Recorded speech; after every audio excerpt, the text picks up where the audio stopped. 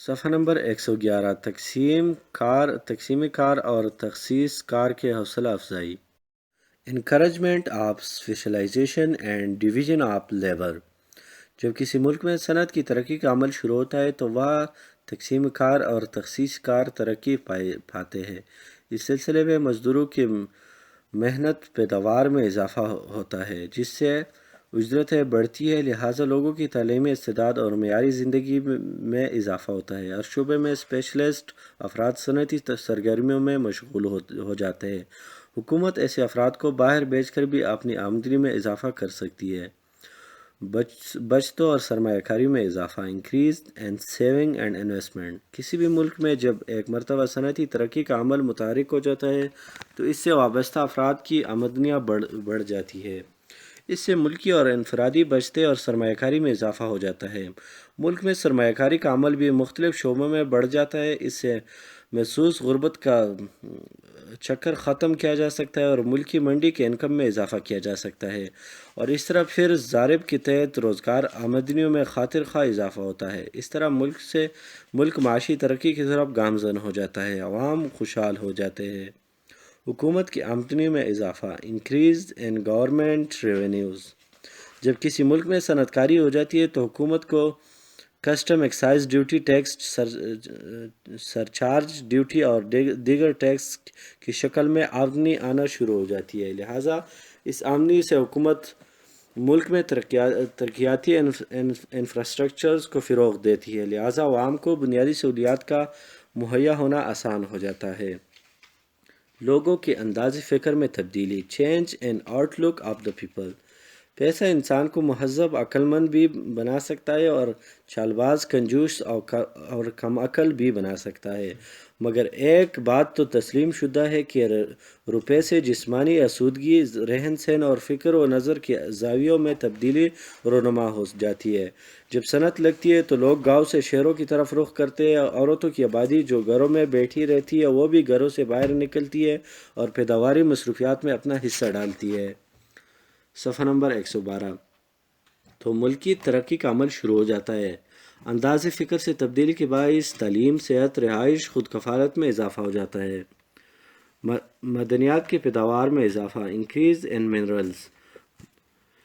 معدنیات صنعتی عمل میں بہت زیادہ اہمیت کی حامل ہے. معدنیات کا استعمال صنعتوں میں وسیع پیمانے پر ہوتا ہے. ان سے مشینری اور مصنوعات تیار کی جاتی ہے. یہ صنعتوں میں بطور خام مال استعمال کی جاتی ہے. لہٰذا جب کسی ملک میں صنعتی ترقی کا آغاز ہوتا ہے تو مصنوعات وافر تیار کی جاتی ہے. اس کو درآمد کرنے سے ملکی زر مبادلہ بڑھتا ہے. معدنیات کو بطور خام استعمال کرنے کے لیے اس کی کھدائی میں اضافہ ہو جاتا ہے. لہٰذا کان کنی کے افراد، لیبر اور ٹرانسپورٹ سے وابستہ افراد کو بہتر روزگار مہیا ہو جاتا ہے. طاقتی وسائل کی ترقی. Development of power resources. صنعتوں کو چلانے کے لیے ایندھن درکار ہوتا ہے. ایندھن سے توانائی حاصل ہوتی ہے اور یہ توانائی بجلی، گیس، کوئلہ کی شکل میں حاصل ہوتی ہے. اس کے استعمال سے طاقتی وسائل کی ترقی میں اضافہ ہوتا ہے. ذرائع نقل و حمل کی ترقی. Development in the means of transportation.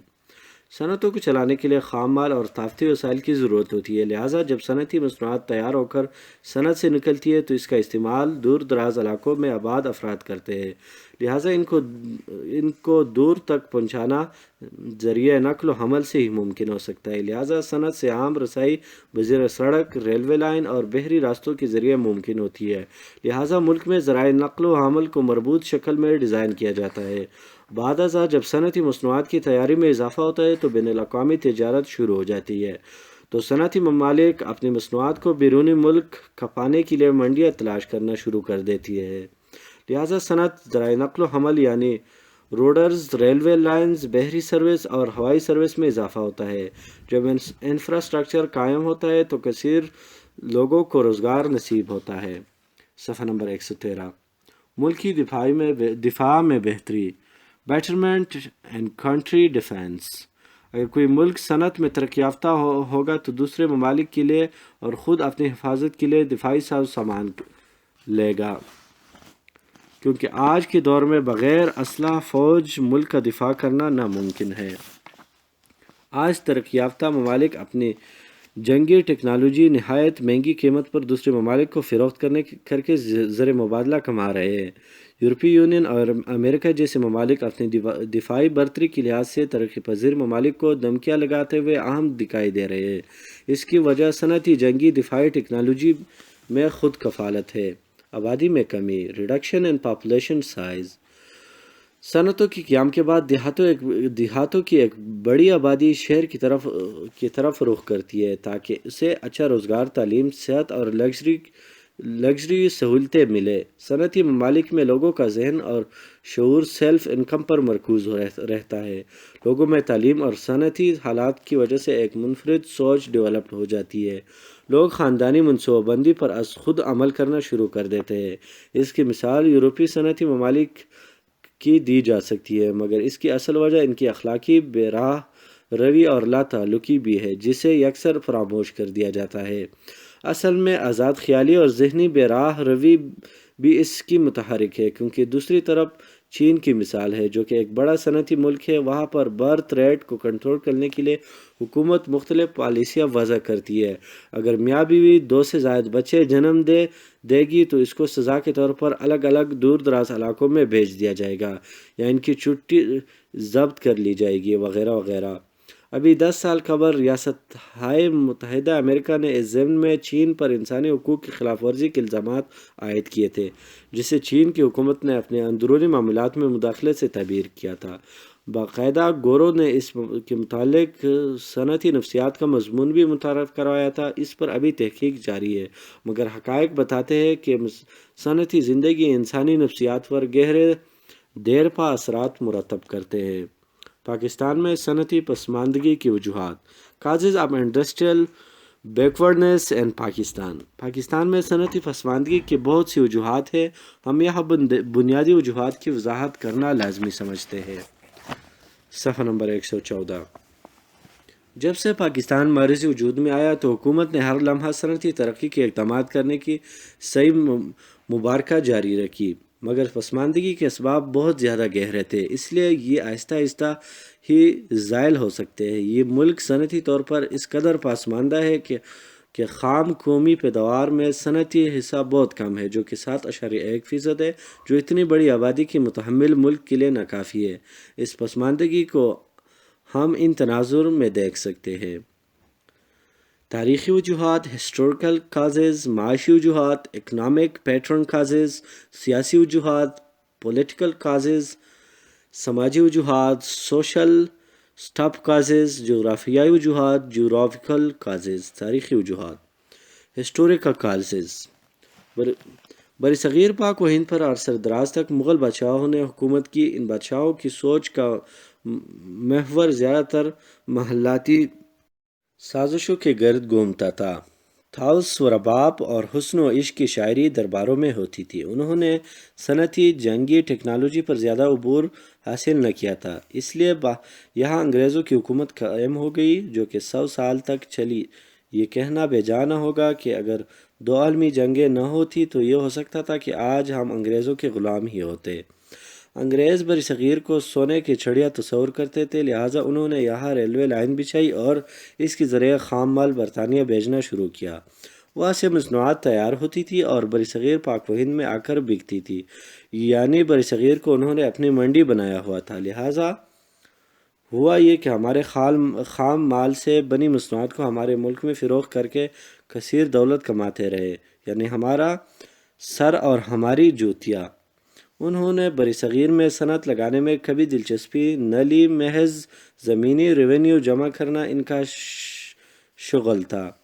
آزادی سے قبل برصغیر کا صوتی کپڑوں کا کام ایک بہت بڑی اہمیت کا حامل تھا، لہٰذا یہاں کا بنا ہوا صوتی کپڑا اور دوسرا کپڑا بہت زیادہ بیرونی ممالک بھیجا جاتا تھا۔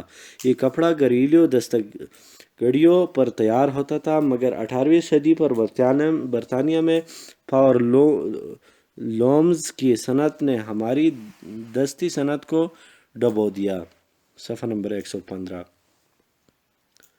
اس تیز رفتار صنعتی پیداوار نے عالمی منڈی میں صوتی کپڑے کے ڈھیر لگا دیے۔ اس کا مقابلہ برصغیر کی دستی کھڑیاں نہ کر سکے۔ برطانیہ نے اس سے کثیر زر مبادلہ کمایا۔ برصغیر کپڑے کی عالمی منڈی تھی جس پر آہستہ آہستہ انگریز قابض و مالک ہو گیا۔ برطانوی تاجروں نے زیادہ دولت آنے پر اپنی سیاسی چل بازیاں برصغیر میں شروع کر دی، اس لیے انہوں نے یہاں سے غداروں کے ٹولے سے خدمات لینا شروع کر دیا۔ یہ ٹولہ آج پاکستان میں جاگیردار بن کے بیٹھا ہوا ہے اور اب یہ ٹولہ سیاسی چال بازیوں کا بازار گرم کیے ہوئے ہے۔ بہرحال انگریزی اپنی ہوشیاری، مکاری، چال بازی اور غداروں کی مدد سے یہاں پر قابض ہو گیا اور اس نے مدنی اور زمینی وسائل کو لوٹنا شروع کیا اور برصغیر کی قوم ایک غلام بن کر رہ گئی۔ انگریزوں نے یہ حکومت مسلم امپائر سے حاصل کی تھی، لہٰذا وہ مسلمان کو اپنا دشمن سمجھتے تھے۔ ان کی کوشش تھی کہ مسلمان کو ہر قسم کی ترقی سے دور رکھا جائے۔ انہوں نے دیدہ دانستہ مسلمان پر سائنسی تعلیم کے دروازے بند کیے۔ 1857 کی جنگ آزادی میں مسلمانوں کو سرعام پھانسی دی۔ بنگال کے مسلمان جو اپنے ہاتھوں سے کپڑے پر دست نگاری کے عالمی ماہر تصور کیے جاتے تھے، ان کے ہاتھ توڑ دیے گئے۔ ایسے مسلم علاقے جو گھریلو صنعتی مصنوعات بنانے میں پیش تھے، انہیں جان بوجھ کر صنعتی پسماندگی میں رکھا گیا۔ انہوں نے جو صنعتیں قائم کی وہ ممبئی، کلکتہ اور مدراس میں ساحلی سمندر کے ساتھ تھی۔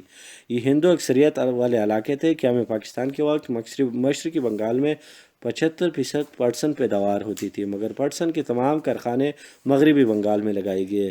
یہ ایک سوچی سمجھی برٹش ہندو اسکیم تھی، حالانکہ مغربی بنگال محض 25% پٹسن پیدا کرتا تھا۔ جب پاکستان انگریزی وجود میں آیا تو ہمارے حصے میں کوئی لوہے یا فولاد کی صنعت نہ آئی، کیونکہ لوہا تو صنعت کی جان ہے۔ جو کارخانے پاکستان کے حصے میں آئے ان کی حالت ناگفت بھی تھی۔ صنعتوں کی ترقی کے لیے انفراسٹرکچر کی خاصی اہمیت ہوتی ہے، وہ بھی پاکستان کو تسلی بخش نصیب نہ ہوا۔ سڑکیں ٹوٹی پھوٹی، کچے راستے مسدود شکل کے غمازی کرتے تھے، لہٰذا پاکستان کو ابتدا ہی سے ایک سنگین، محتاج اور لاچار صنعتی ترقی کا تحفہ ورثے میں ملا۔ جب بنیاد ہی کمزور ہو تو عمارت کا مضبوط ہونا کیا حیثیت رکھتا ہے؟ صفحہ نمبر 116 معاشی وجوہات، اکنامک کازز۔ ہم شروع سے معاشی پسماندگی کا شکار رہے۔ ساری جاگیردار جاگیریں بچانے مسلم لیگ میں شامل ہو کر پاکستان میں آ گئے، کیونکہ نہرو نے جاگیرداری نظام توڑنے کا اعلان کر دیا تھا۔ لہٰذا معاشی وجوہات یہ تھے: جاگیردار طبقے نے صنعت کاری کی طرف کوئی توجہ نہ دی۔ انہوں نے ہمیشہ عوام کو غلام اور جاہل رکھنے کا فریضہ سر انجام دیا۔ ان کا خیال تھا کہ اگر صنعتی ترقی ہوگی تو لوگ تعلیم یافتہ ہو کر ہماری معاشی غلامی سے نکل جائیں گے، لہٰذا انہوں نے ایک تیر سے دو شکار کیے، ایک تو حکومت میں شامل ہو گئے اور دوسرا اپنی جاگیروں کے متعلق آئینی تحفظ بھی فراہم کر لیا اور لوگوں کی اکثریت کو غلام بھی بنا لیا۔ ہمارا ملک سرمایہ کی کمی کا شکار رہا۔ صنعت کے لیے سرمایہ کی ضرورت ہوتی ہے، کیونکہ بھاری صنعت کے لیے زیادہ پیسہ درکار ہوتا ہے، لہٰذا ہیوی میکینیکل انڈسٹری، لوہا، فولاد، سٹیل، موٹر گاڑیوں کی صنعت کے لیے کثیر سرمایہ درکار ہوتا ہے۔ لہٰذا جب پاکستان بنا تو یہ تنگی خاصی آڑے آئی۔ قلت سرمایہ سے یہاں صنعت کی بنیاد مضبوط نہ رکھی جا سکی۔ صنعت کی ترقی کے لیے بہتر اور مربوط انفراسٹرکچر کی ضرورت ہوتی ہے۔ اگر گیس، بجلی، سڑکیں، خام مال ناکافی ہو تو صنعتوں کا قیام ممکن نہیں رہتا۔ انفراسٹرکچر کو قائم کرنا ایک بہت بڑی منصوبہ بندی کا مرہون منت ہوتا ہے۔ پاکستان میں یہ سہولیات اصل شکل میں نہ ہو تو موجود ہے اور نہ ہی اپنا کردار ادا کر رہی ہے۔ پاکستان ایک زرعی ملک ہے، صنعت میں خود کفیل نہیں ہے، لہٰذا ہمیں مشینری اور خام صنعتی مال کی بہت بڑی مقدار بیرونی ممالک سے درآمد کرنا پڑتی ہے۔ اس لیے کثیر زر مبادلہ کی ضرورت درکار ہوتی ہے، مگر ایک طرف تو ہم غیر ملکی قرضے کا شکار رہتے ہیں اور دوسری طرف تجارتی خسارہ ہمیں دیمک کی طرح چاٹتا رہتا ہے۔ لہٰذا ایسی صورتحال میں وسیع پیمانوں پر صنعتوں کا قیام مفقود ہو کر رہ جاتا ہے، لہٰذا پاکستان میں محدود پیمانے پر صنعتیں قائم کی جا رہی ہے۔ صنعتی ترقی میں مارکیٹ کا ہونا لازمی ہے تاکہ مارکیٹنگ کی فروخت میں کوئی خاطر خواہ رکاوٹ پیش نہ آئے۔ پاکستان میں غربت عام ہے، 68% آبادی ابھی تک دیہاتوں میں مقیم ہے۔ صفحہ نمبر 117 لوگوں کی فی کس آمدنی کم ہے، لہٰذا قوت خرید بہت کم ہے۔ ہمارے عوام کہ ایک بڑی اکثریت ان مصنوعات کو نہیں خریدتی، باقی رہے اسٹینڈرڈز فار سیل پرسن تو بیرونی مصنوعات کو ترجیح دیتا ہے، اور دوسری طرف ہماری مصنوعات عالمی منڈی کے معیار کی نہیں ہوتی، لہٰذا وہاں بھی انہیں گھاٹے میں بیچنا پڑتا ہے۔ اس طرح صنعتی کاروبار مندے کا شکار رہتا ہے۔ ملک میں صنعتی ماہرین کی کمی ہے، صنعتی مزدوروں کو معاوضہ دے کر کام کرایا جاتا ہے، لہٰذا مزدوری ان پڑھ اور صنعتی مہارت سے ناواقف ہوتے ہیں، لہٰذا ہماری مصنوعات معیار کے اعتبار سے پست ہوتی ہے۔ صنعت کار اچھا میٹیریل استعمال نہیں کرتے، محض راتوں رات امیر بننا چاہتے ہیں۔ زیادہ قیمت اور گھٹیا کوالٹی کی وجہ سے ہماری مصنوعات کو نہ تو اندرونی ملک اور نہ ہی بیرونی ملک پذیرائی حاصل ہوتی ہے۔ عالمی مارکیٹ پر J8 کا قبضہ ہے۔ یورپ اور امریکہ ہم پر انسانی حقوق، چائلڈ لیبر اور دہشت گردی کا لیبل لگاتے رہتے ہیں، لہٰذا یہ امر ہماری برآمدات اور درآمدات دونوں پر اثر انداز ہوتا ہے۔ عام طور پر امریکہ اکانومسٹ اور یورپی یونین عالمی منڈی میں اپنے مال کا کوٹا مقرر کر لیتی ہے، لہٰذا ہمیں وہاں بھی خسارہ کا سامنا کرنا پڑتا ہے۔ صنعت کاری کرنا بڑے سرمایہ کا کام ہے۔ ایک طرف تو ہم غیر ملکی سرمایہ کاروں کو ملک میں سرمایہ کاری کی دعوت دیتے ہوئے نظر آتے ہیں، اور دوسری طرف ہماری صنعتی پالیسیاں اتنی چامز نہیں ہوتی ہے کہ غیر ملکی یہاں آئے۔ سرمایہ دار یہاں سرمایہ لگانے سے ڈرتے ہیں کیونکہ وہ پاکستان میں صنعت کاری کرنا پرسنل رسک تصور کرتے ہیں۔ آئے دن انتہائی پسندی، مذہبی تنظیمیں، قتل و غارت، اغوا اور ڈاکہ زنی کا بازار گرم رہتی ہے۔ ملک میں ماہرین صنعت کی رائے پسندی موجود نہیں ہے۔ اگر یہاں کنسلٹنس فرمز موجود ہو تو سرمایہ دار بے دھڑک ہو کر یہاں سرمایہ کاری کرے۔ بیرونی ممالک کے سرمایہ دار پاکستان کو غیر محفوظ ملک تصور کرتے ہیں، اس لیے نجی شعبے صنعتی منصوبوں میں سرمایہ کاری نہیں کر رہا۔ فیکٹریوں میں جو مزدور کام کرتے ہیں ان کو معاوضہ بہت ہی حقیر دیا جاتا ہے۔ یہ طبقہ فنی تربیت سے نابلد اور کام چور ہوتا ہے۔ وہ فیکٹریوں میں احساس کمتری اور عدم تحفظ مستقبل کا شکار رہتے ہیں۔ ان کو گزارا کرنے کا دڑ کا لگا رہتا ہے۔ دوسری طرف فیکٹریوں میں بننے والی ٹریڈ یونینز بھی مالکان کے ساتھ مل کر مزدوروں کو بلیک میل اور ان کا استحصال کرتے ہوئے نظر آتے ہیں۔ صفحہ نمبر 118۔ تاجر چاہتا ہے کہ میں مزدوروں کو کنکریٹ اور کم معاوضے پر رکھوں اور ان کی محنت سے خود فائدہ اٹھاؤ، لہٰذا اجر اور اجیر تفاوت ویریشن کا مالی تفاوت بڑھتا جا رہا ہے۔ صنعتوں کو چلانے کے لیے طاقتی وسائل کی ضرورت پڑتی ہے، مگر پاکستان میں اکثر لوڈ شیڈنگ، لمبی ٹریپنگ اور بجلی کی قیمت زیادہ ہے، لہٰذا اس کا اثر مصنوعات کی پیداوار پر پڑتا ہے۔ اس طرح مہنگائی ہوتی جاتی ہے اور عوام کی آمدنیاں وہی پہلی والی رہتی ہے۔ اس کا نتیجہ صنعتی پسماندگی کی شکل میں برآمد ہوتا ہے۔ سیاسی وجوہات، پولیٹیکل کازز۔ جب سے پاکستان بنا ہے ہمارے ملک سیاسی استحکام حاصل نہ کر سکا ہے۔ ہم ایک لمبے عرصے سے آئینی انتشار کا شکار رہے ہیں۔ ملک میں جاگیردارانہ اور سرمایہ دار طبقہ آباد مختلف طریقوں سے اپنے مفادات کا تحفظ کرتا رہا ہے۔ یہی طبقہ ملکی سیاست کے افق پر نظر آتا ہے۔ جب جاگیردار حکومت میں آتے ہیں تو سرمایہ داروں کے خلاف محاذ آرائی شروع کر دیتے ہیں، اور جب سرمایہ دار آتے ہیں تو وہ صنعتوں کو تجارتی اور سونے کے گڑیا بنانے کی کوشش کرتے ہیں اور زمینی اصلاحات پر کام کرنا شروع کر دیتے ہیں۔ اس کی مثال ذوالفقار علی بھٹو اور میاں نواز شریف کی حکومتوں کی دی جا سکتی ہے۔ بھٹو نے صنعت کیمیائی تو ضیاء الحق نے میاں نواز شریف کے ذریعے سرمایہ دار اور صنعت کاروں کو دعوت دی کہ وہ سیاست میں آ کر اپنا دفاع کریں، لہٰذا اس چکر نے بھی یہاں صنعت کے عمل کو خاصا نقصان پہنچایا۔ اس کے بعد فوجی امریت ہے جو یہاں مختلف جواز اور بہانوں کے تحت جمہوریت پر شب خون مارتی رہتی ہے، لہٰذا اس طرح ملک میں سرمایہ کاری اور صنعت کاری کا عمل متاثر ہوتا رہتا ہے۔ پاکستان کے لیے مسئلہ کشمیر بہت بڑا مسئلہ بن گیا ہے۔ حکومت کو دفاع کے لیے کثیر سرمایہ خرچ کرنا پڑتا ہے۔ اس مسئلے سے ہمارا ملک ہمیشہ حالات جنگ میں رہتا ہے۔ اس صورتحال میں بیرونی اور اندرونی سرمایہ کاری کا رجحان کم ہوتا جا رہا ہے۔ پاکستان میں بے شمار اینٹی پاکستان تحریکیں ہیں جو سرعام پاکستان کی سالمیت، سولیڈیٹی اور وجود کے خلاف ہر وقت زہر اگلتی رہتی ہے۔ دکھ کی بات یہ ہے کہ ان کا شمار سیاسی تنظیموں میں ہوتا ہے۔ صفحہ نمبر 119۔ لہٰذا ملک میں صوبائی طور پر یکجہتی کا فقدان عام ہے۔ سندھ کے وڈیرے اور بلوچستان کے نواب آئے دن اس آگ کو گرم کرتے رہتے ہیں۔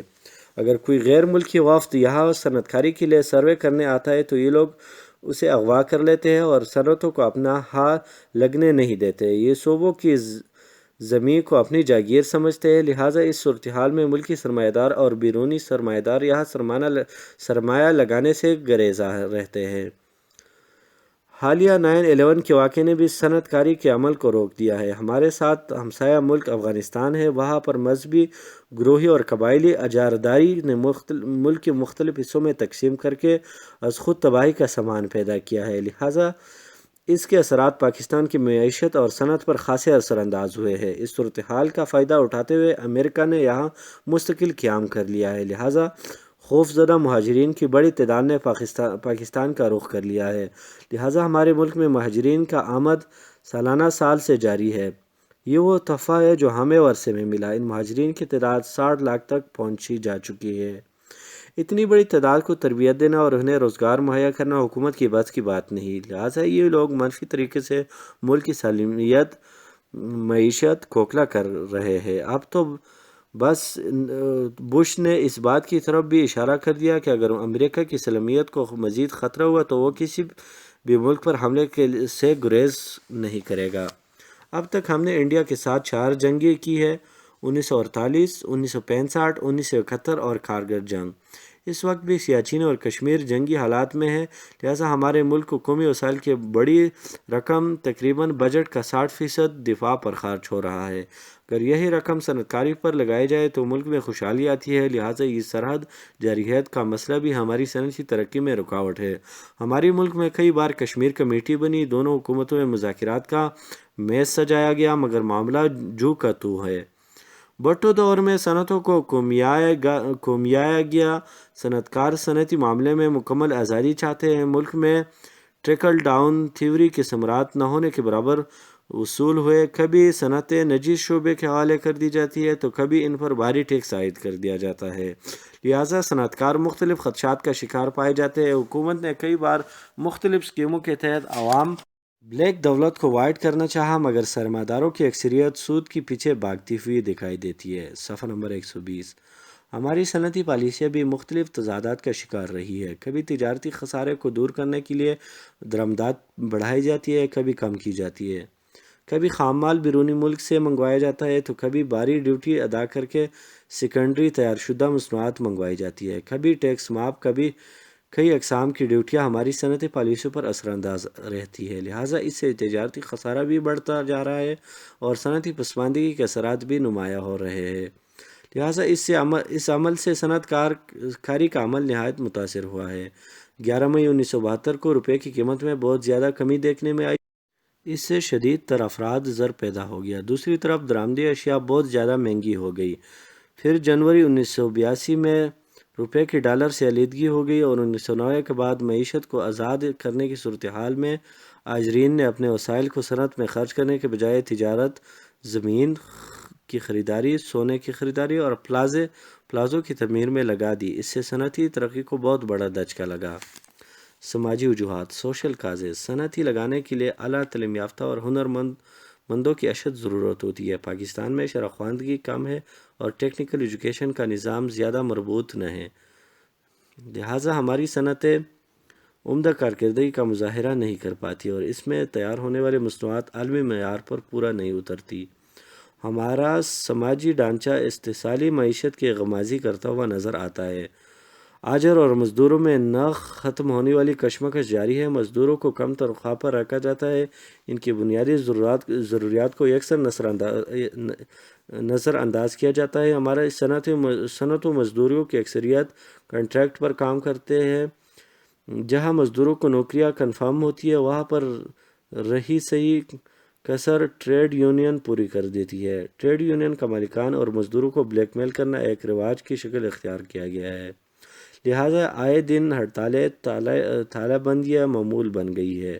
ان تمام عمل سے صنعتی پسماندگی کے دیر پا اثرات پیدا ہو جاتے ہیں، لہٰذا صنعتی ترقی صحیح سمت میں گامزن نہ ہے۔ صفحہ نمبر 121۔ ملک میں ابھی تک انڈسٹریل کلچر ڈیولپ نہ ہوا ہے۔ صنعت کی طرف سے نجی اور پبلک سیکٹر کی سائی ابھی تک محدود ہے۔ لوگ ابھی بھی اس پیشے سے زیادہ لگاؤ نہیں رکھتے ہیں۔ ہمارا ملک فضول رسم و رواج کا شکار ہے۔ شادی، پیدائش، موت اور دیگر تہواروں پر بے پناہ پیسہ خرچ کیا جاتا ہے۔ صنعت کے لیے بے شمار روپیہ درکار ہوتا ہے، مگر ہمارے ہاں قومی بچت کا معیار انتہائی پست ہے۔ لوگوں کی اکثریت تو حمایت کا شکار ہے۔ یہاں تقدیروں کو بدلنے کا ٹیکہ عاملوں نے اٹھایا ہوا ہے۔ تقدیر کا سہارا لے کر تدبیر کے تمام دروازے بند کر دیے گئے ہیں۔ تعلیم یافتہ افراد بھی تو حمایت اور ہڈ حرامی کا شکار ہے۔ ہمارے ہاں عوام راتوں رات امیر بننا چاہتی ہے۔ اس مقصد کے لیے رشوت، لوٹ گھسوٹ، کرپشن، اقربا پروری اور ضمیر فروشی عام ہے۔ ہر کام کو کرنے کے لیے شارٹ کٹ اور دو نمبر طریقہ استعمال کیا جاتا ہے۔ اس لحاظ سے ہماری اکثریت ذہنی بیمار قوم بن چکی ہے۔ لہٰذا اس رویے کے منفی اثرات صنعت پر بھی پڑ رہے ہیں۔ ہماری آبادی میں تیزی سے اضافہ ہو رہا ہے۔ تقریباً آبادی 3% سالانہ کے حساب سے بڑھ رہی ہے۔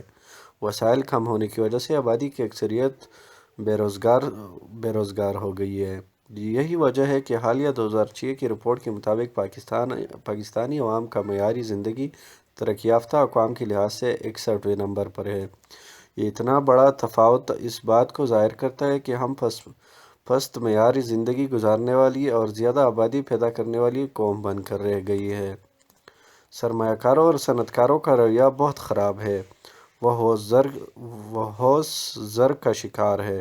وہ چاہتے ہیں کہ ہم بینک کا پیسہ صنعت پر لگائیں، اس سے منافع بھی زیادہ شکل میں کھائے، مزدوروں کو بھوکا ننگا رکھے اور آخر کار بینک کا قرضہ بھی ہڑپ کر جائے۔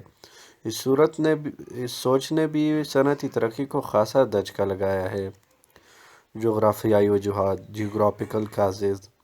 پاکستان نیم استوائی خطے کا ملک ہے۔ یہاں 8 ماہ گرمی پڑتی ہے، لہٰذا 4 ماہ شدید سردی پڑتی ہے۔ انتہائی سرد اور گرم آب و ہوا کے باعث یہ علاقے صنعت و قیام کے لیے زیادہ موزوں نہیں ہیں۔ اس لحاظ سے صنعتی ترقی نہ ہوئی ہے۔ پاکستان کے وسیع رقبے پر پہاڑ، ریگستان اور سطح مرتفع پائی جاتی ہے، جہاں معدنیات نکالی جا رہی ہیں۔ صفحہ نمبر 122۔ وہاں کے لیے ٹرانسپورٹ کا سسٹم اچھا نہ ہے، علاوہ ازیں انفراسٹرکچر مربوط نہ ہے، لہٰذا صنعتی ترقی مفقود ہے۔ ملک میں صنعتی ترقی کے لیے تجاویز: سجیشن ٹو امپروو انڈسٹریلائزیشن ان دا پاکستان۔ ملک میں تیل، گیس، کوئلہ اور دیگر معدنیات کی دریافت کے عمل کو تیز کیا جائے۔ اس ضمن میں ملکی اور غیر ملکی ماہرین کی خدمات حاصل کی جائے۔ ایسے افراد جو اس کار خیر میں شریک ہو، ان کو آسان اقساط پر قرضے اور مناسب ٹیکنالوجی فراہم کی جائے، کیونکہ ملک میں جتنی قدرتی معدنیات کی کھدائی زیادہ ہوگی، وہاں پر صنعت اسی طریقے سے بڑھے گی۔ صنعتوں کو مالی اور قانونی تحفظ فراہم کیا جائے، صرف درآمدی اشیاء پر ٹیرف عائد کیا جائے۔ ایسی فرم میں جو ملک میں درآمدات کی بدل تیار کرتی ہے، اسے سستے قرضے، کسٹم ڈیوٹی اور دیگر ٹیکسوں سے مستثنیٰ قرار دیا جائے۔ صنعتوں کے قیام کے لیے تمام ضروری اقدامات ون ونڈو آپریشن کے تحت انجام دیے جائے۔ دفتری طریقہ کار کو آسان بنایا جائے۔ ایکسائز ٹیکس اور دوسرے فنی طریقوں اور پیچیدہ فارمولوں سے نجات دلائی جائے۔ کرپشن کا خاتمہ کیا جائے۔ نیز مشینری کے درآمد، خام مال کی درآمد کے سلسلے میں آسانی سے بیرونی زر مبادلہ فراہم کیا جائے۔ صنعت کاری کے لیے موجودہ رکاوٹیں دور کی جائے۔ صنعتی سرمایہ داروں کو تحفظ فراہم کیا جائے۔ علاوہ ازیں مزدوروں کے مستقبل تحفظ کے لیے ٹھوس پالیسی فراہم کی جائے۔ حکومت اسمگل شدہ اشیاء پر پابندی لگائے تاکہ لوگ ملکی اشیاء ہی خریدیں۔ صنعت کاری کو ایک اچھا انسینٹیو یعنی جذبہ محرکہ فراہم کیا جائے۔ ملک میں ایسی صنعتی پالیسیاں وضع کی جائے جس سے نجی شعبے اور سرکاری شعبے کا کردار عیاں ہو، یعنی نجی سرمایہ کاروں کو یہ خطرہ نہ رہے کہ ان کی صنعتیں حکومت اپنے قبضے میں لے گی۔ ملک میں نجی کاری کے عمل کو شفاف اور مستقل بنیادوں پر متعارف کرایا جائے۔ ملک میں صنعتی اسٹیٹ قائم کیے جائے۔ علاوہ ازیں برآمدی پروسیسنگ زونز قائم کیے جائے۔ تاکہ غیر ملکی وہاں آ کر سرمایہ کاری اور صنعت کاری کا عمل جاری رکھے۔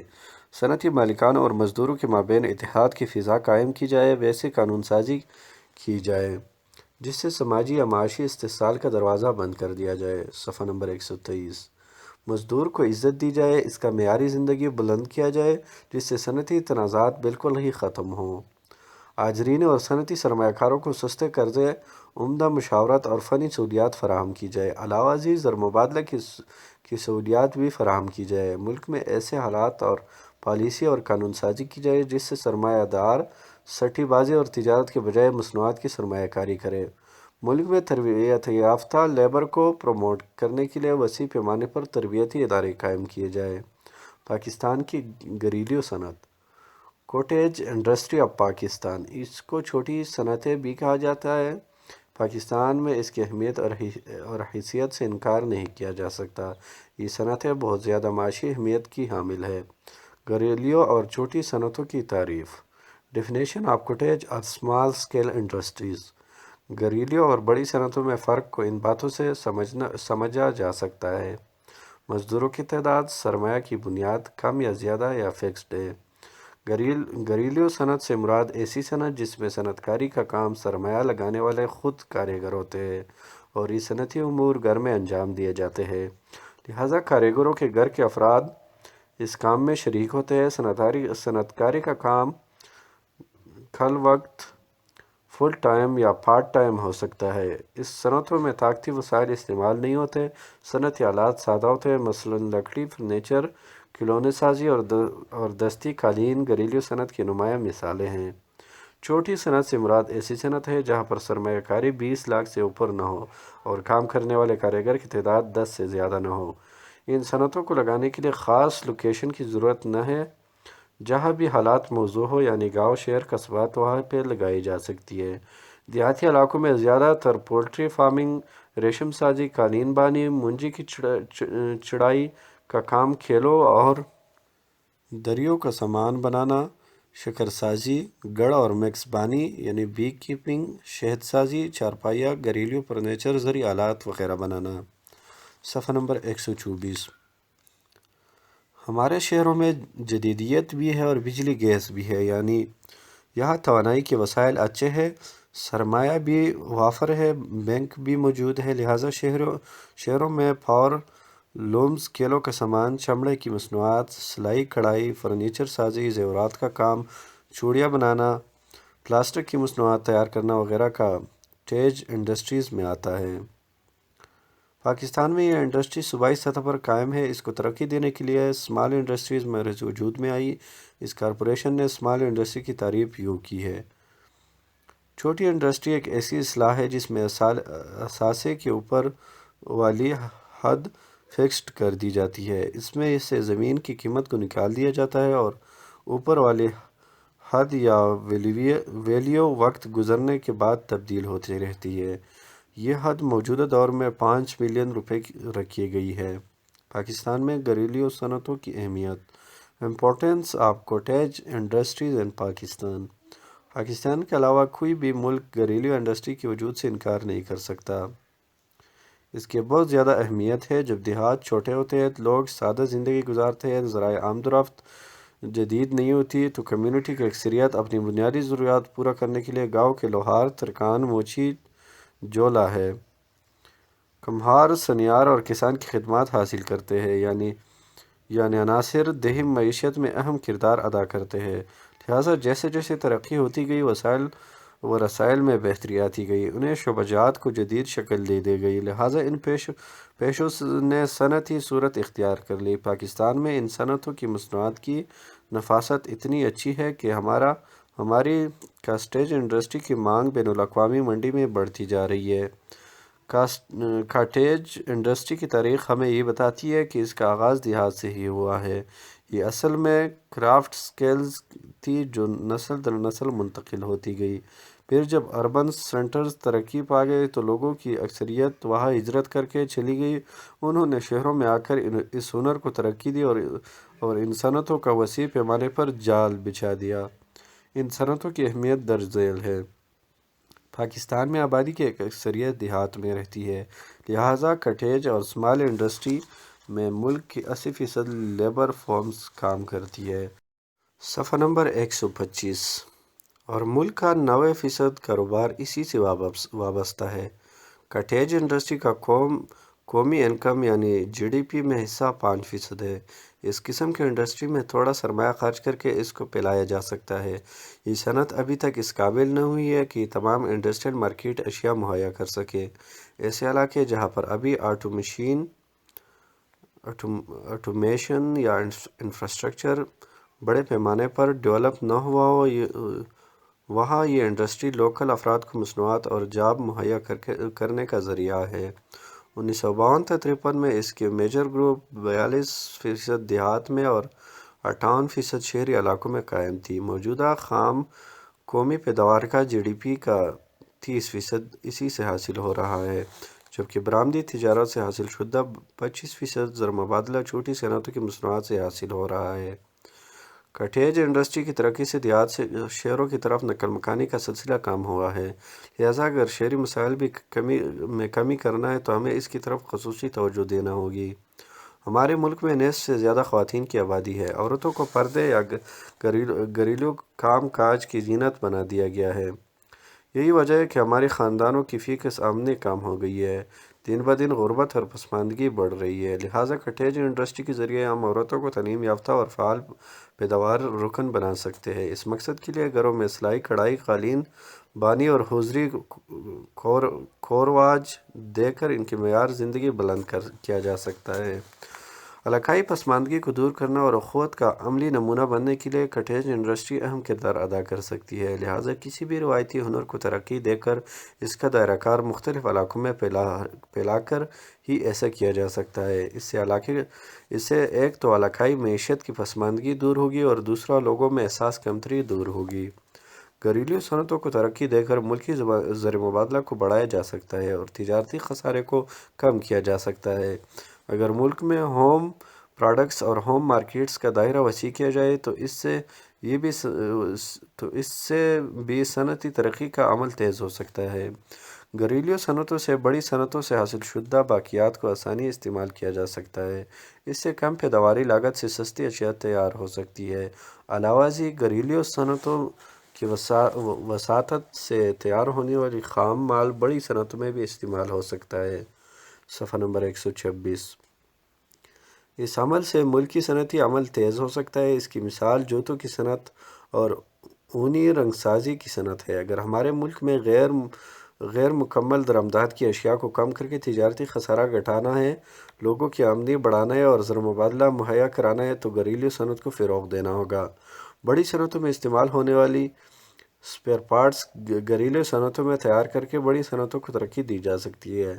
خاص طور پر آٹو موبائل انڈسٹری کے پارٹس، پنکھا سازی کے پارٹس بنائے جا سکتے ہیں۔ اس سے قومی آمدنی میں اضافہ ممکن ہے۔ جس طرح پاکستان کی آبادی بے تحاشا اضافہ ہو رہا ہے، زمین آبادی اور وراثت کے عمل سے سکڑ رہی ہے، اور جس طرح شرح غربت میں اضافہ ہو رہا ہے، اس کا واحد حل یہی ہے کہ ملک میں گھریلو صنعت کاری کو فروغ دیا جائے۔ دولت کی مساوی تقسیم اور اخوت کے دور کا آغاز گھریلو صنعت کاری سے ممکن ہے۔ لوگوں کا معیاری زندگی اور فی کس آمدنی میں اضافے کے امکانات میں صنعت کاری کو فراموش نہیں کیا جا سکتا۔ گھریلو صنعت کاری کا عمل تیز کرنے سے فوری ترقی اور وسائل کے ذرائع میں اضافہ ممکن ہے۔ پاکستان میں گھریلو صنعتوں کو درپیش مسائل۔ پرابلمز ریلیٹنگ ٹو کٹیج انڈسٹریز ان پاکستان۔ پاکستان کی معیشت کو گھریلو صنعت کو اہم مقام ہونے کے باوجود اس کی مشکلات میں اضافہ ہو رہا ہے۔ اس کی کئی وجوہات ہیں، مگر اس کی ہلکی سی صورتحال ہم یہاں پیش کر رہے ہیں۔ یہ مشکلات اس طرح ہیں۔ لوگوں کی اکثریت غربت ہونے کی وجہ سے یہاں سرمایہ کی کمی ہے۔ لوگوں کی آمدنی محدود ہے۔ ایک طرف وہ اپنی ضروریات گھریلو پوری کر رہے ہیں تو دوسری طرف سرمایہ قلیل ہوتا ہے۔ بعض افراد تو رأس المال تک کھا جاتے ہیں، لہٰذا صنعتی ترقی کا عمل مفقود ہو کر رہ جاتا ہے۔ گھریلو صنعتوں میں مصروف کار افراد کے لیے خام مال اور مشینری کی خریداری ایک مشکل مسئلہ بن گئی ہے۔ صوبوں میں قائم بینک اور کارپوریشنز بہت کڑی شرائط پر قرضہ جاری کرتی ہے۔ صفحہ نمبر 127۔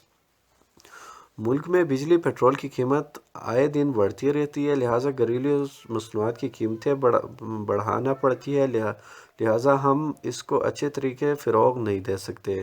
گھریلو صنعت کے لیے پرانا اور دقیانوسی مشینری کے استعمال نے بھی ہماری مصنوعات کی کوالٹی کو گھٹا دیا ہے۔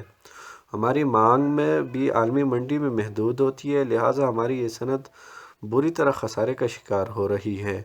ہماری مصنوعات کا معیار اتنا بلند نہ ہے کہ وہ عالمی منڈی کا مقابلہ کر سکے، لہٰذا زر مبادلے کے سامان گھٹتے ہوئے نظر آ رہے ہیں۔ ہمارے ہاں اعلیٰ تعلیم یافتہ افراد کی کمی ہے، لہٰذا یہ صنعت اپنا صحیح کردار ادا کرنے سے قاصر ہے۔ بین الصنعتی ہم آہنگی اور ملکی صنعتی پالیسیاں بھی اس صنعت کو تباہ کر رہی ہے۔ منڈی اور میڈیا کی سہولیات کی عدم دستیابی بھی اس صنعت کو دیمک کی طرح چاٹ رہی ہے۔ ابھی پاکستان کی تمام دیہات میں بجلی نہ پہنچی ہے، جہاں یہ پہنچی ہے وہاں پر ٹریپنگ کم وولٹیج کی پیش نظر قیمتی مشینری خراب ہوتی رہتی ہے، اس سے پیداوار کی کوالٹی میں فرق پڑتا ہے۔ گھریلو صنعت میں استعمال ہونے والا خام مال روز بروز کے اتار چڑھاؤ کا شکار رہتا ہے، لہٰذا صنعتی عمل میں تعطل آنا ایک معمولی کار بن گیا ہے۔ گھریلو صنعت کاری کے ضمن میں تربیتی ادارے نہ ہیں، یہ فن نسل در نسل چلتا ہے۔ اگر کوئی نسل اس فن سے دستبردار ہو جائے تو اس کے عمل میں ٹھہراؤ آ جاتا ہے، اس قسم کی صنعت سے زیادہ منافع حاصل نہیں ہوتا۔ حالات اور حکومتی پالیسیاں اور بجٹ میں ٹیکس وغیرہ اس صنعت کو پامال کرنے پر تلے ہوئے ہیں۔ سب سے اہم بات یہ ہے کہ ہماری آبادی ہی اس انڈسٹری کا سامان خریدنے کا رجحان نہیں رکھتی، وہ بدیشی مصنوعات کو ترجیح دیتے ہیں۔ علاقہ ازیں ہمارے گھریلو منڈی بھی محدود ہے، لہٰذا مانگ کم ہونے کی وجہ سے ان مصنوعات کی مانگ میں کمی آ رہی ہے۔ ہماری بین الاقوامی طور پر فروخت ہونے والی مصنوعات جو گھریلو انڈسٹری سے حاصل ہو رہی ہے، ان کی تعداد میں کمی آ رہی ہے۔ گھریلو صنعتوں کو بہتر کیسے بنایا جا سکتا ہے؟ صفحہ number 128۔ How can we improve the cottage industries؟ اب ہمارے سامنے ایک نقشہ موجود ہے۔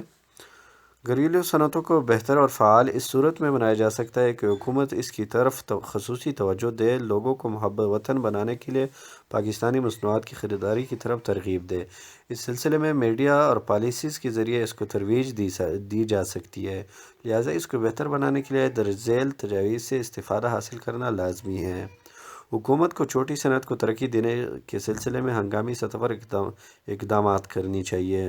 اس ضمن میں 5 سالہ منصوبہ جات میں اس کی بحالی اور بہتری کے لیے خصوصی اقدامات اٹھانی ہوگی تاکہ گھریلو صنعت کاری کے عمل کو ملکی فروغ حاصل ہو۔ صنعتی پالیسی بناتے وقت ان کی طرف خصوصی توجہ دی جانی چاہیے۔ پسماندہ علاقوں میں اس صنعت کو فروغ دینے کے لیے قرضوں کی آسان شرائط ہونی چاہیے۔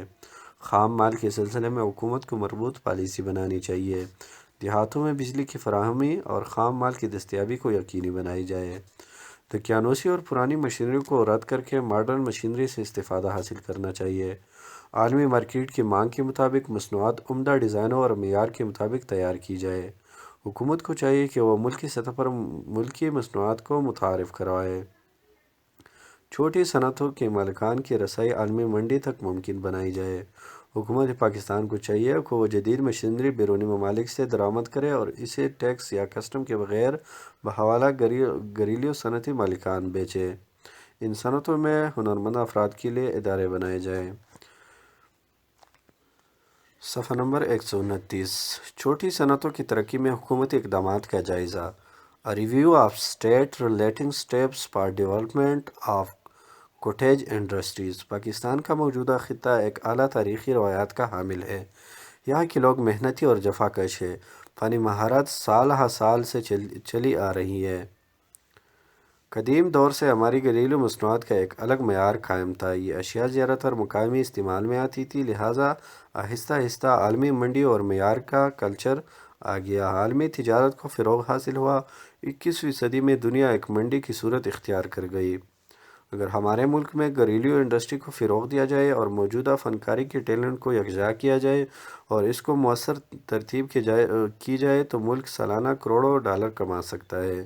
پاکستان کی حکومت نے قیام پاکستان کے وقت ہی اس امر کی طرف توجہ دینا شروع کر دی تھی کہ گھریلو صنعت کاری کو فروغ دیا جائے، اس کا دائرہ کار اور عملی رابطہ بڑھایا جائے۔ اگر ہم ملک کی تاریخ کا جائزہ لیں تو ہمیں صنعت کاری کے عمل میں درج ذیل مثبت تبدیلیاں نظر آئی ہیں۔